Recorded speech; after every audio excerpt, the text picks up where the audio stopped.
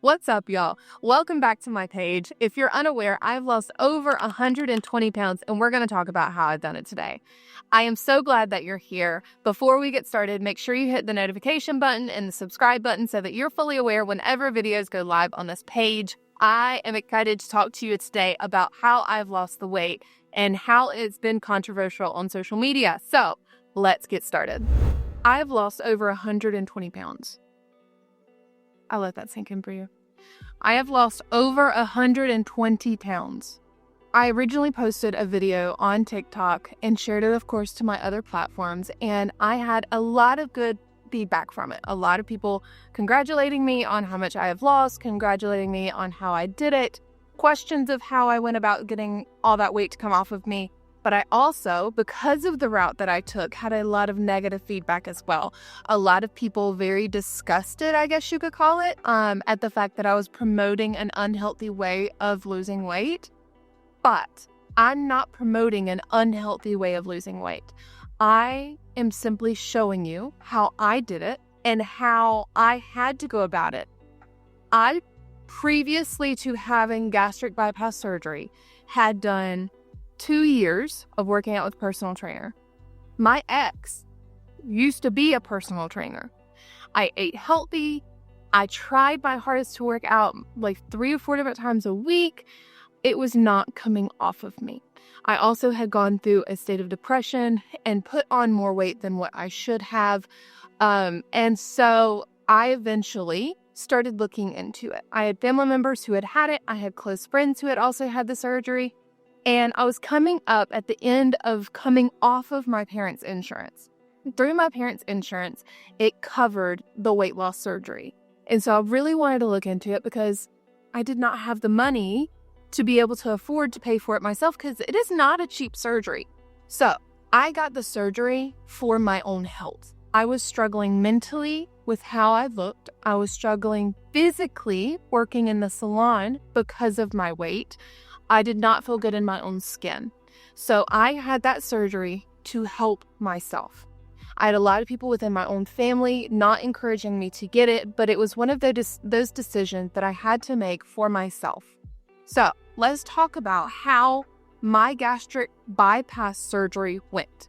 First and foremost, I had gastric bypass surgery. A lot of people get me and one of my close friends confused, and they think that I had the gastric sleeve and she had the bypass, and it was actually the other way around. If you have the sleeve and you have issues with it, you have more reflux, you have issues with the sleeve, then they go back and they do a revision, which is the gastric bypass.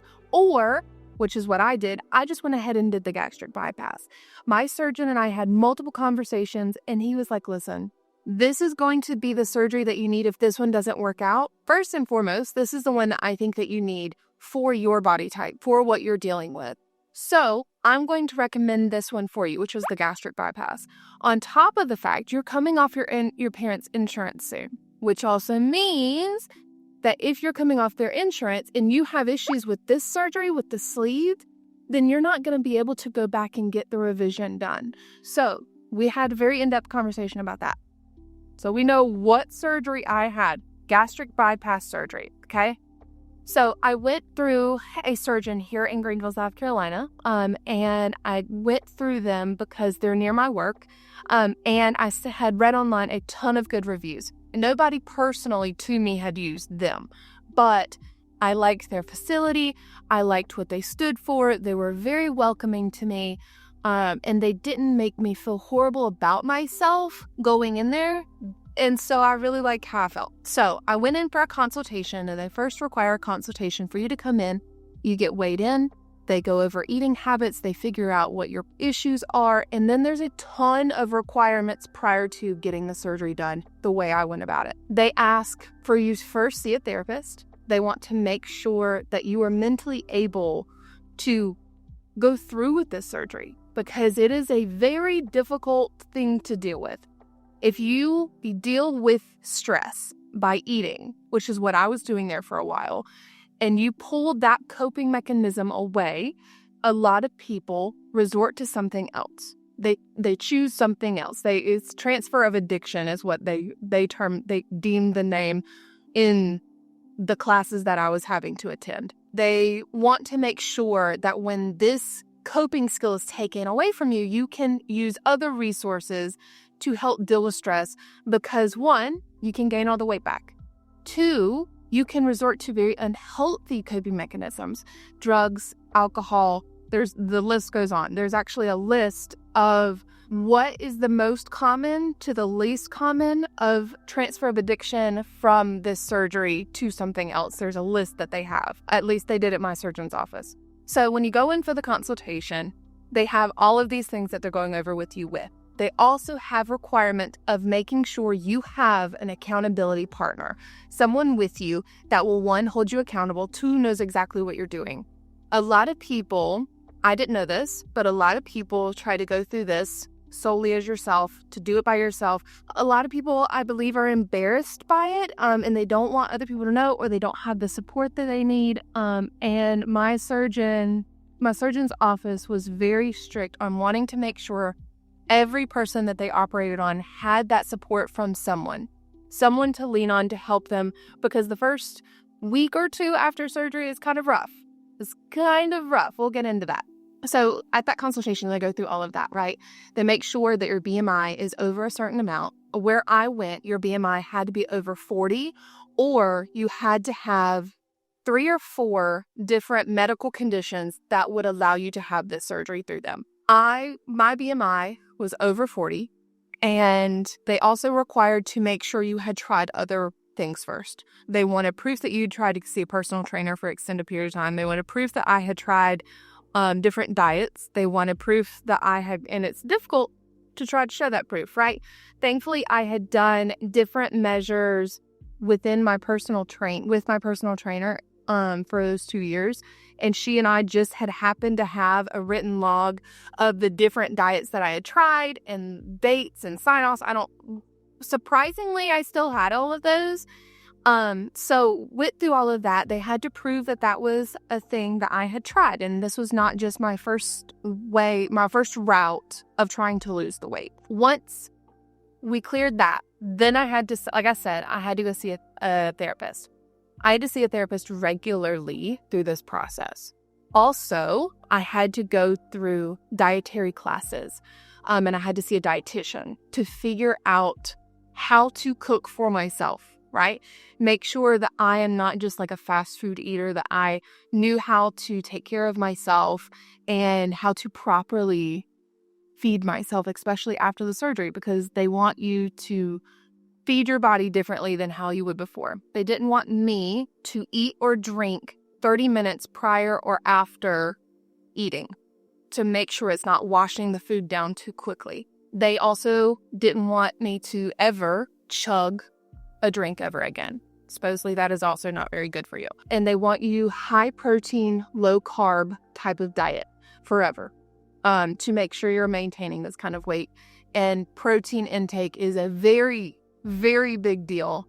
For the rest of my life, they want me drinking at least 1 protein shake a day on vitamins for every day the rest of my life to make sure that I'm getting the vitamins that I need. And we went through all of this in that consultation or in those classes with the dietitian, and to make sure I knew what I was doing. Then I had to go through a lot of different online classes of what to anticipate during surgery, after surgery, and years down the road, right? So it's more than just what I think a lot of people believe, which is going in, getting the surgery, and then starting to lose weight and it's done. And I wish it was like that, because a lot of people believe that this is a very easy route out to a very easy way to lose weight. I lost weight very quickly. I did, but it was not easy. And I hate that that's kind of the thought process behind it, because I believe that that is why a lot of people are embarrassed to go about it, because people have that mindset about it, that you're cheating the system or that you are just lazy. And I don't believe that, because it's so untrue, because this surgery was one of the hardest things I've ever had to do. Not the hardest, but one of the hardest. Finally, surgery day came, and I had done the pre-op diet, which is where I had to, for 2 weeks, some people it's 4 weeks, but mine was 2 weeks. I had to do this pre-op diet where I could only eat or drink the drinks that they had provided or the meals that they had provided, which were a bar, soups, or protein shakes all day, every day for 2 weeks. That was awful. Because mind you, I still had my pre-surgery stomach. I was still hungry and they didn't taste good at all. I had the variety pack so I could try different things and they were all disgusting. I hated them and I was so upset. I cried almost every single day because I didn't want to do it. And I genuinely wanted to cheat that, but there were medical reasons of why they didn't want me to, which is why I ended up trying to stay on it the best I could, which ended up in a lot of tears because I didn't want that. They informed me that the reason they wanted me to do that diet prior to surgery was to shrink my liver. When they go in there, they want to make sure your liver is as small as possible so that there's the least likelihood of any cuts or incisions or accidental lesions or anything happening during surgery on your liver, because they have to, I believe, go under it or something. I'm not a surgeon. I'm just telling you what I remember from 2020. Okay, that surgery was really, really, really, really, really rough. And then mind you, this is also the midst of COVID when I had my surgery. And so I am anxious because as my surgery day is approaching, I am getting calls of hey, we may have to reschedule. No, we won't. Hey, they're canceling all non-medical necessary surgeries, so yours might be canceled. No, we're not. It was just a back and forth, emotional roller coaster. And I kept asking, if we have to pause the surgery, do I come off of this diet? And they're like, no, because it might be back on the next day or the next week. And so I'm like, but how long do I have to stay on this diet? And they're like, we don't know. And I'm like, I'm literally gonna go crazy because I was like, there's no way I can stay on this. There's no. I started panicking. Thankfully, it went on course. We ended up being, I think it was 2 or 3 days after my original surgery date. It was not a big deal. So I was just simply excited to get there. They required me to stay in the hospital for 24 hours after surgery to ensure that I was okay. Again, this was during COVID. Normally you get to have a person there with you to help you get up, move around, because you want to get walking. And I couldn't. I was there by myself. So I went in with my support person. And prior to surgery, they make you watch a video with your support person so that your support person knew the issues that might happen so that they were fully aware. Now, my support person, they were not in support of my surgery, I guess we could say. I'm trying to say this as gently as possible. The person that was supposed to be my support person did not want me to have the surgery and was not helpful during this process at all. So I had to watch the video by myself and then go back and tell this person the key points of information that they needed to know so that if anything happened during my surgery, they were fully aware. And I had called both of my parents to make sure if my support person ended up not doing what I needed them to do, that my parents could step in. And because both of my parents, thankfully, were in support of my decision because they're very much raised me to be independent. And they're like, listen, if this is something that you want to do, we'll support you, even if we don't wish you would do it. Because, of course, no parent wants their child to go through surgery unless necessary. But one of the issues that they want your support person to be aware of is if they get in there, if they get into your organs, there is a chance, there's a small possibility that your organs be on the opposite side of your body, okay? It just kind of be flip-flopped, where your heart's over here and your lungs are over, that kind of thing, right?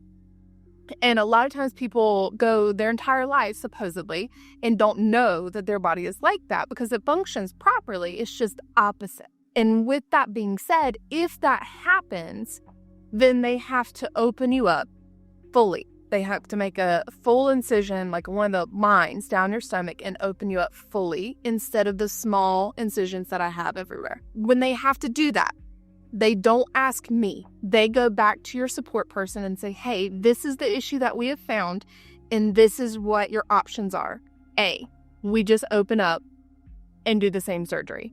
2, we do a different surgery because mine was the gastric bypass. They were The option B was going to be do the sleeve. I didn't want the sleeve because I was scared I would need a revision. Or C, wake me back up and make me make that decision. But then if I had to make that decision, I was going to have to reschedule to another day. I was fully aware of all this. And I told my support person this. And I told my support person, if they go in to my organs and they find out that everything's opposite, you tell them, cut her open.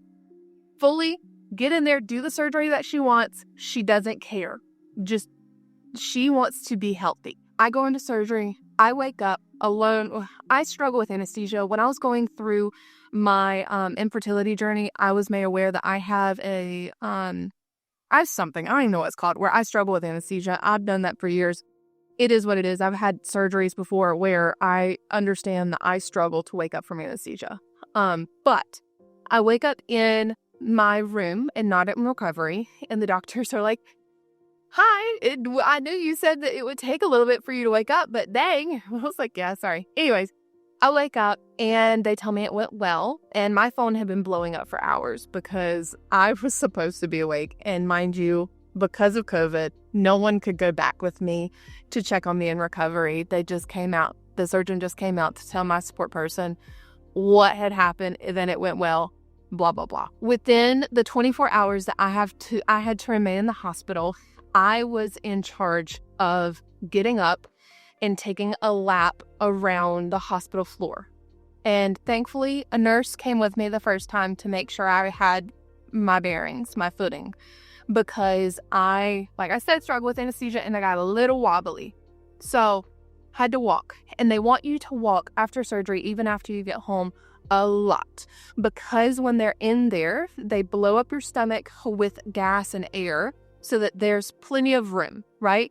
And sometimes that gas and air can travel, and that supposedly causes a lot of pain. And I was like, I'm not going to be in pain. And at the end of my hall, at the end of the hospital hall on the opposite side, I didn't know it at first till I took my first lap. There was everybody's names on the wall, and there was like a little car, and it was like 1 lap, 2 lap, 3 lap, and you can move every time you've made a lap, you can move your little car. And I'm competitive. I am so competitive because I was like, I'm going to finish this. I'm going to finish this in 24 hours. And mind you, it took me a while to get around that hall. And so I don't know how often I got up, but I got up and I made that lap, and I was very proud of myself. It was little accomplishments that meant a lot to me.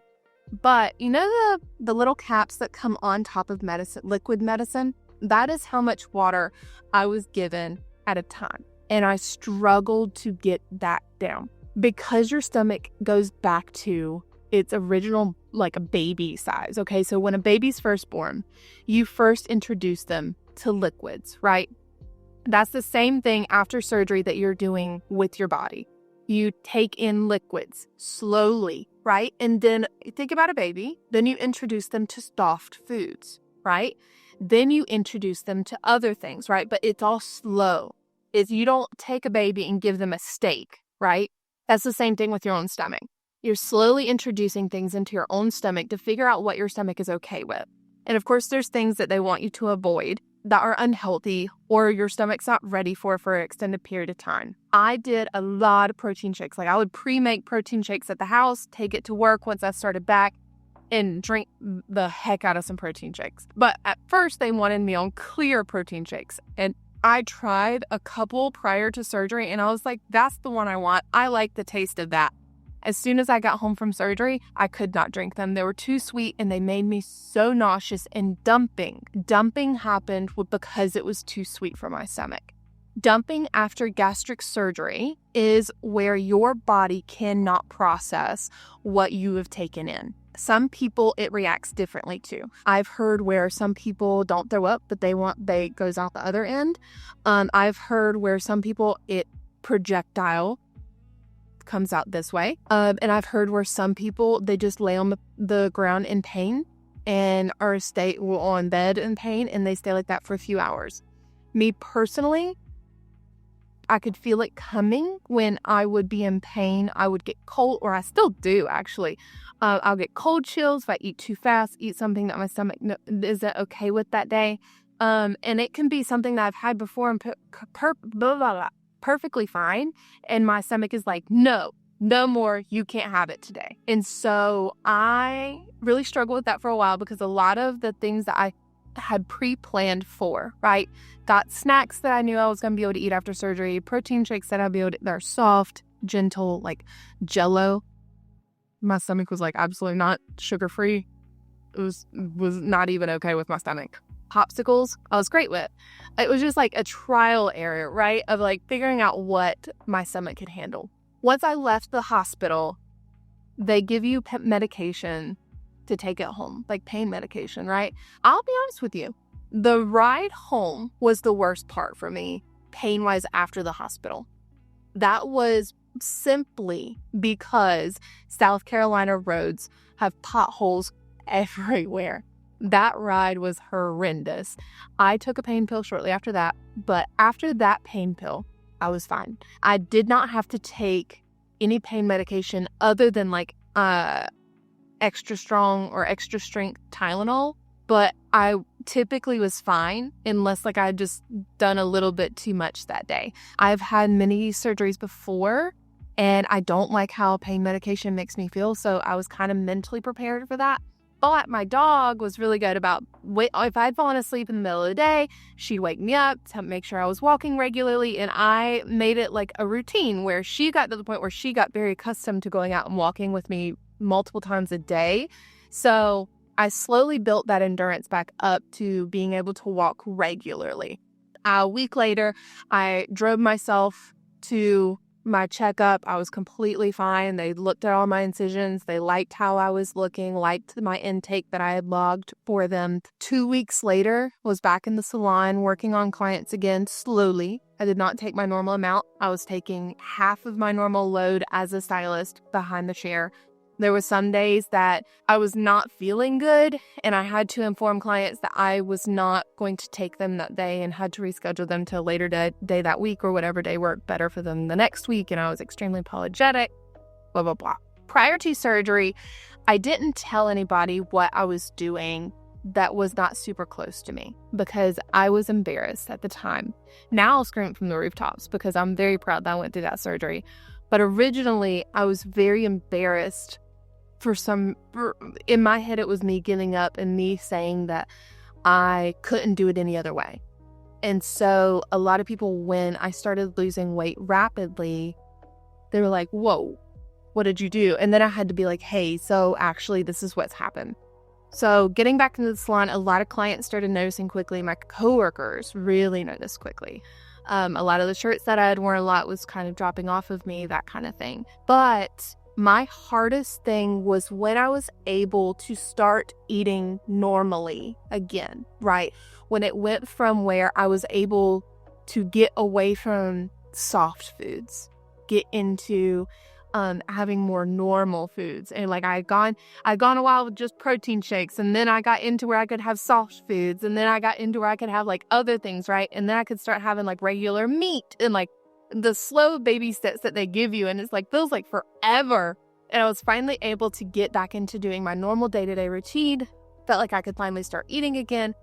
I made the mistake multiple times where it was like, I've been out of surgery for a while now. I'll be fine. I'll order something and get it sent here. I'll make sure it's high protein and it'll be fine. Y'all, the amount of times that I would get cold, like a rush of cold and full body chills and have to take off running through the salon to get to that bathroom because what's happening, it was bad. I deemed it as, okay, so you know how a child would put themselves in timeout just to kind of be like, in my head, that was almost my punishment, right? Of like, Bailey, you have got to pay attention to your body. You went through all of this to make yourself healthier and you're now making bad decisions again. And so it was kind of like, I always say sometimes like it was my reset button. My you can't mess this up. Like you are not allowed to mess this up button. My reset button of this is your chance to gain control of your life again. So the few times that I allowed that to happen was very much like a slap in the face. Like, what are you doing? Come on. And so that's when I finally got to a plateau, which was around, I think I had lost like 60 pounds by a plateau state where I wasn't losing anymore. I felt like the pounds weren't coming off anymore.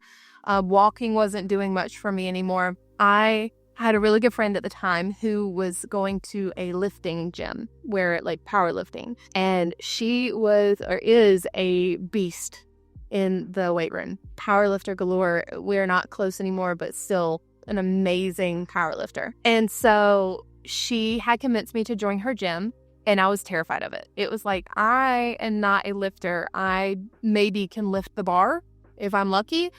And thankfully the owner of that gym was fully aware of what I had gone through. She had informed him. And he, within that gym, does personalized plans for every single person. It's not a cheap gym, but personalized plans for every single person. And you do that workout via an app. So it's kind of like personal training without somebody standing there over you, because I didn't like that aspect of personal training. And so when I got into that, of course I had weightlifting stuff, like I was doing bench presses and squats, and all that kind of stuff. Like I was using weights, but a lot of it was using my own body. I was not in there powerlifting. I was not in there pushing 300 pounds above my head. I wanted to finally just feel strong. When he asked me, what is your goal? I said, I want to feel and look strong, but I don't want to look like I can throw 300 pounds across the room, if that makes sense. And he's like, okay, I got you. He had an in-body machine, which was better than a scale in my brain, because as I started losing weight, I really liked watching the number lower on that scale, right? And I became hyper-focused on watching that number go down. And he was very concerned with that becoming an issue. And he was very concerned with me hyper-focusing on that, and then also going to the gym and then not paying attention to how I'm feeling better. I'm looking the way I want to look, but maybe the scale isn't going up or down, or maybe it did go up because I'm gaining muscle. And so he was very concerned that I was going to pay attention to the scale. And he looked at me one day. I was like, throw your scale away. You don't get to look at the scale anymore. You get to get on the in-body.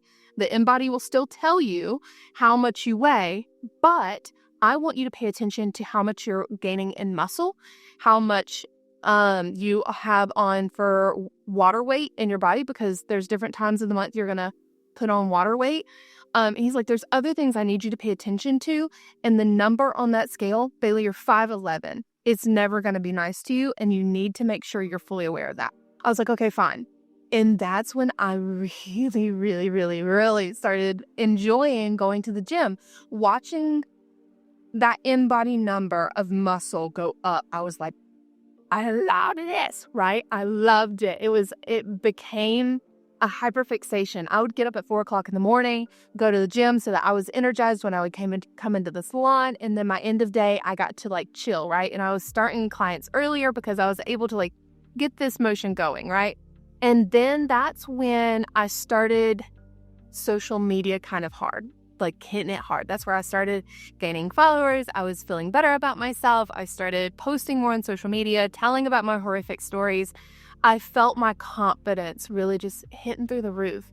And it wasn't because I lost weight. It was because I had finally found confidence in myself. I finally, looking in the mirror, recognized who was looking back at me. I liked how you could see my muscle, like when I was wearing a tank top and working in the salon and I'd like be blow drying someone, you could see my muscles. I was like, oh my God, I love it. And so I became hyper fixated on that. Then Charlie and I started trying to get pregnant.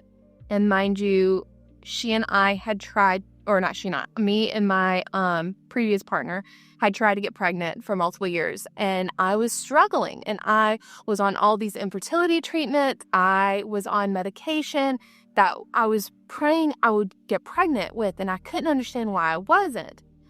Because a lot of times when you lose all that weight, you get pregnant. Like I can't tell you how many stories I heard from women who would go through the weight loss surgery, gastric bypass or sleeve surgery to get pregnant. And so I wasn't. And so I was like, what is happening? Why not? So we were going through the infertility treatments, right? And so I had started gaining weight again. I was really struggling because I did not like that I was gaining weight, but I was not going to the gym.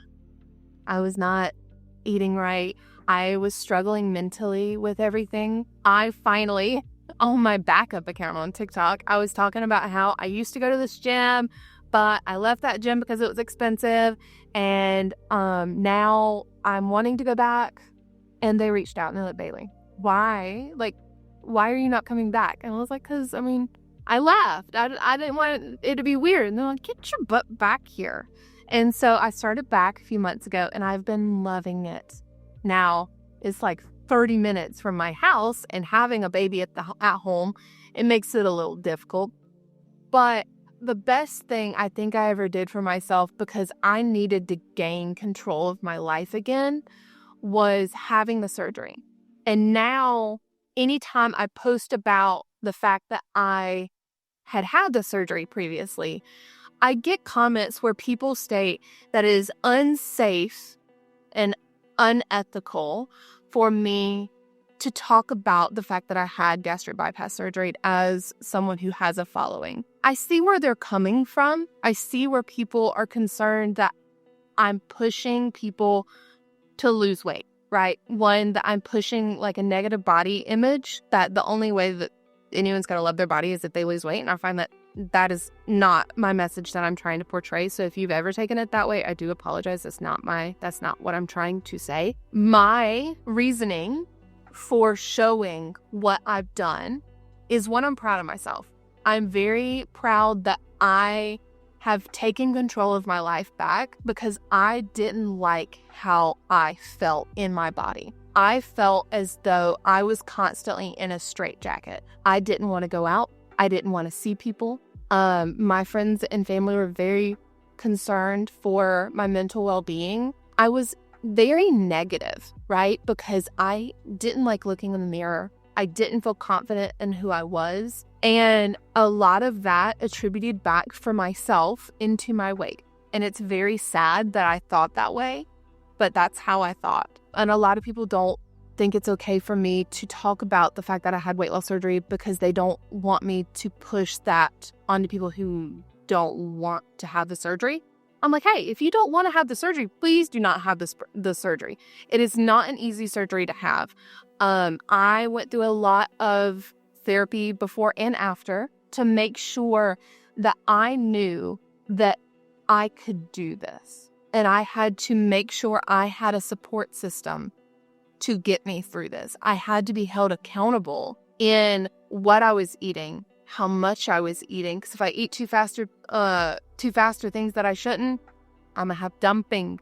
If I'm going to the gym regularly, like, this is something that I have to keep up with the rest of my life. And it's not something that, personally, from my experience, it's not something that you can just like walk into a surgeon's office and be like, hey, here's my money, give me this weight loss surgery, and you walk out tomorrow losing weight. Like, it took, I believe, 6 to 8 months of preparation prior to me being allowed to schedule the surgery. And then it was another 2 to 3 months after that I was able to get the surgery. So it's close to a year of preparation prior to me being able to have the surgery. The reason also that I talk about my surgery online is so that people don't feel alone. Prior to me talking about my surgery, I started getting a following on social media because of me talking about horrible experiences within the salon and a boss that treated me horribly.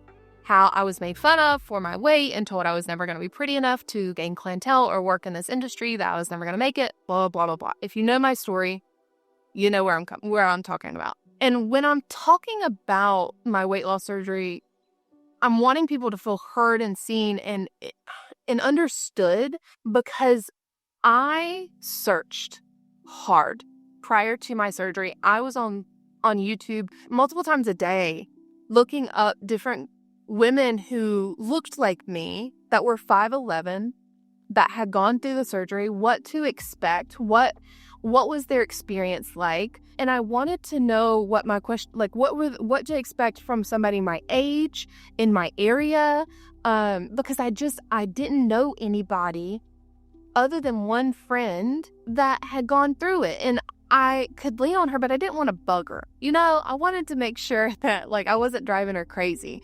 I want people to feel understood. And that has always been my goal within social media is I want you to know, I hear you, I see you, you're not alone. I've been through some crap. We're in this together, right? I have so many life experiences that thankfully because of social media, I don't feel alone for. I literally the other day was talking about on social media about how I have a knot in my shoulder that has been enabling me for literally looking down, fully down for 2-3 weeks now. Talked about it, and I can't tell you how many wonderful people reached out to me to make me feel so heard and understood about, hey, I'm also, because I was about to go for dry needling the next day and I was scared. And I can't tell you how many people reached out and were like, hey, I'm scared of needles too. This is how it feels. Don't freak out. It's going to feel so much better, blah, blah, blah, blah. And it made me feel better knowing that there were other people who had gone through the same thing, understood what I was going through, and reassured me that everything was going to be fine. Of course, it feels weird coming from a complete stranger, but that's what I hope for, is that somebody out there, if they're in the midst of going through it, debating it, they finally find somebody in their search that they can relate with, right? And it sounds silly as I'm saying it. I hope it doesn't come across that way, because I truly believe that I got my spark back through having my surgery. I found me again. I'm willing to go out and have fun, have girls' nights, and be in pictures with my friends, and be excited to be a part of their life experiences. I remember going to my friend's wedding at one of my heaviest and dodging the camera and their photographer that was there, other than the stage photos. And I have only a few photos with her, us having fun, that you can fully see me and see that's me, other than us just knowing that was me, because I was not wanting photos taken of me because of the way I look. And that is a very sad thing to think back on, that was such an important day for her, and all I could think about was myself, because I was so insecure. In my head at that time, one of the most important things about me was my weight. There's so much more to a human being than their body. And that at that time was the most important thing to me, was the way I looked. And that is something that I finally one day was like, you know what? I'm going to take control of my life again. I'm going to make sure that what is important about me is no longer something that I'm insecure about. So I've had a lot of people asking, how much was the surgery? I asked the surgery facility that I went through when I was getting it done, just in case the surgery was not covered under my insurance, how much it was going to be. A lot of money if it's out of pocket. Thankfully, my insurance at the time covered it. But not only did the surgery center that I went through have its own requirements, but also my insurance. My insurance had their own requirement that I also had to meet as well. The dietitian classes, the multiple, the multiple therapy sessions I had to go through, there were multiple that had to be done due to the surgery center, and there was multiple that had to be done due to insurance. And they both had to get done for my insurance to say, okay, we'll pay for this. Some people's insurance does not cover it. And I've heard a lot of people that will fly to Mexico and they'll get their surgery done there from a marvelous surgeon that they speak very highly of down there. That's a lot cheaper. And then they'll fly back. I personally wanted to make sure that I was getting it done by someone, if I had complications, I could go back to. That was one reason that I wanted insurance to do it, or to cover it and to get it done prior to me coming off of my insurance at the time. A lot of people ask what surgery is going to be right for me. Whatever surgery you and your surgeon decide on, because there were reasons why I chose the surgery I went through, because me and my surgeon had that conversation and had a very in-depth conversation of what is the best for me. And every single person is different. I have multiple people in my life who have had weight loss surgeries done, and multiple people have had multiple different kinds. And every single one of us got a surgery for a different reason. So please, please, please listen to your medical professional, figure out what's best for you. And weight loss surgery might not be what's best for you. If you can go a different route, absolutely try it, because weight loss surgery is not easy and it's not something to take lightly. It is something that I deemed as my last resort because I needed to take control of my own life. I did not want to have to go down the surgery route because it seemed like a lot. Like having to take vitamins every day for the rest of my life, I struggle with that. Having to make sure I drink a protein shake every day for the rest of my life, I struggle with that. But these are the things that I signed up for, that I have to make sure I'm taking care of my body, to make sure that I did this for me and that I stay proud of what I've done. I had a few clients after finding out that I had weight loss surgery say, no, don't you gain that back. A lot of people question, will I gain the weight back after having weight loss surgery? The answer is you can. The surgery is a tool. Just because you get the weight off, right, it doesn't mean it can't come back. It doesn't mean that you can eat horribly for the rest of your life and go back to your original eating habits and non-workout habits and non-drinking water habits and never gain the weight back. You absolutely can gain all of your weight back plus more if you are not cautious of what you're taking in. I looked at the surgery as my reset button, right? It got me in the track of losing the weight, right? And getting healthy. I was going to the gym. I felt progress happening, right? And so I started down that journey. And I was like, I'm never going back. And I am very careful of what I put into my body now. I'm very careful of how often I'm working out now. I try to make sure that I don't ever feel the way that I felt prior to the surgery now, because I really, really don't ever want to get back to that part. One of the most infuriating parts, the amount of fake weight loss people out there. Okay, so like it's different exercise routines, it's different weight loss routines, like it's different false advertisements that have been put out there using my videos or my pictures when I post my weight loss transformation. Is infuriating. I get tagged in, I think it's Dance Body, their ads regularly, where they will take my videos and post it and state that I lost weight because of them. Or there was at one point on Amazon, there was a nasal spray that someone was using where they were using my before and after, stating because of their nasal spray, I had lost weight. There have been different Facebook ads using my videos and my pictures. A few personal trainers out there that have stated that I lost weight because of them. And I'm like, listen, y'all, I am very open on my platform of how I lost weight, because I don't want anyone to think that I did this because of a pill, or that I was able to do this because I did this like diet, or I very much am open because I want people to know that this is how I did this. And I don't want anybody to get scammed or tricked into using anything that is using my fit. Like, I don't want anyone, like, I'm very honest about this, and I very much get like hate online because I'm honest about this. And it's not me trying to push for anyone to have this surgery that's not wanting to have the surgery, or push anybody to get this surgery because I think that's great. No, I'm wanting y'all to know how I did this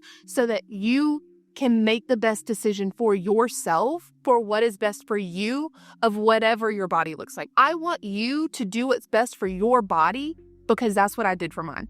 And I get so frustrated when I see these false advertisements out there using my stuff. I'm like, no, stop scamming people. That is a very, very, very frustrating portion of my end. The amount of fake Facebook profiles that are out there that are like also that literally use my name, use my profile. Like, y'all, please find my link tree. If you find that, then you can find all my social media platforms on there. Okay, if you can find my Facebook, my Instagram, my YouTube, my Snapchat, all of my platforms are verified that it is me currently, other than TikTok. I, prior to having the surgery, would be working on my client and I would get out of breath. I remember multiple times getting done foiling, putting them under the dryer. You know how when you go up multiple flights of steps and you're trying to hold it together and pretend like you're super in shape and that didn't just wear you out and you don't need to take a second to breathe? I would have that happen to me while working on my client, standing in the same spot, and then put them underneath the dryer and come back into my suite and have to take a moment to breathe. Now, mind you, I have asthma and have had asthma since I was young, but it was not an asthma attack. I simply struggled to breathe for whatever reason prior to having my surgery, and I have not had it like medically checked out, but I've not had that issue since I had my weight loss surgery. That was something that I was like, okay, maybe I need to seek medical attention to get this taken care of, because I was going through the personal trainer. Like I said earlier, I was eating properly. I did the keto diet. I went through Weight Watchers. I went through the high protein diet, whatever that one's called. And so I was getting into like this depression because I was like, I'm trying so hard and I'm not seeing results. What do I do? That was one of the reasons I was like, all right, fine. I'm gonna try it out. I'm gonna research into weight loss surgery and I'm gonna figure out how to go about this. If this is the best route for me. If it is not, then we'll go figure out something else from there. That is when I finally made the decision. And like I said, there were a lot of people in my life that did not agree with me having the surgery.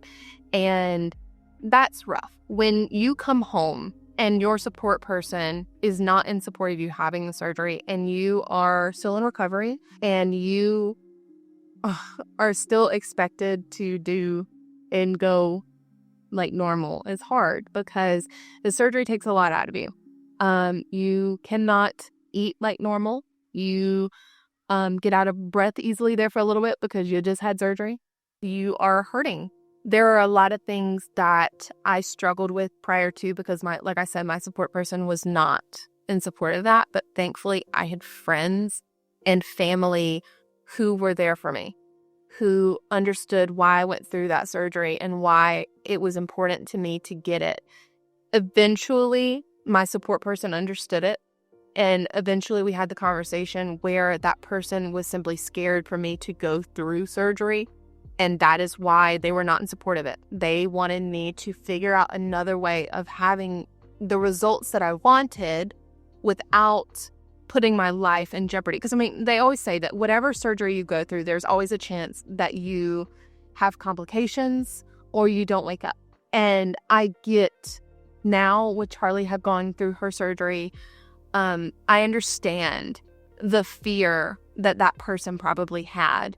But at that time, I desperately needed their support. I desperately needed them to be like, you know what? I don't want you to have it, but I support your decision. That was very difficult for me at that time with how I was mentally, how I was struggling with who I was mentally. Thankfully, my parents raised me to like I said earlier, to be very independent. So I decided this for myself and I went through with it for myself. And I've had a lot of people, even before I started getting a following on social media, I had a lot of clients decide to go this route. And a few of them, and I've had a few people that I've known along the way, like through life, that have also had the surgery done, that reached out to me asking how I went about it. And they decided not to tell their spouse or not to tell their support person that isn't at their home with them about what they were doing because they wouldn't support them. And I can't imagine how hard that would be to go through this surgery alone. My surgery center would not have allowed it. Like I said earlier, if you decide to go down this route, know it's not easy. And know that there's a lot of things that you have to be fully aware of. And I need you to understand that this is not something to take lightly. But please know that it was one of the best things I decided to do for myself. It was hard, but I a long time ago heard the saying, a lot of things in life are hard, but you have to choose your hard. Me hating what I looked like in the mirror was hard. Me getting to where I wanted to be, also hard. But I had to choose what I wanted to do. Going to therapy and talking about things is hard, but also staying in a bad mental place, also hard. Like I said, you have to choose what is best for you in your life, whether that be physical or mental, your job, your family, whatever it is. Things in life are hard. You choose which one is best for you. I love you so much. I hope this was helpful, and I hope that it answered as many questions as I can possibly think of that you may have had, if that makes sense. I know that this page is kind of all over the place. I know that we have talked about hair, we've talked about makeup, we have talked about loss of family members, and now we're talking about my gastric bypass surgery. And I know it's kind of all over the place, but I appreciate you being here.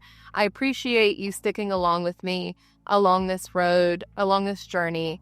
I love you. I hope you have a great day. Make sure you subscribe and hit the notification button so that you can be made aware of any future videos that go live on this page. I love you, and I hope you have a great day.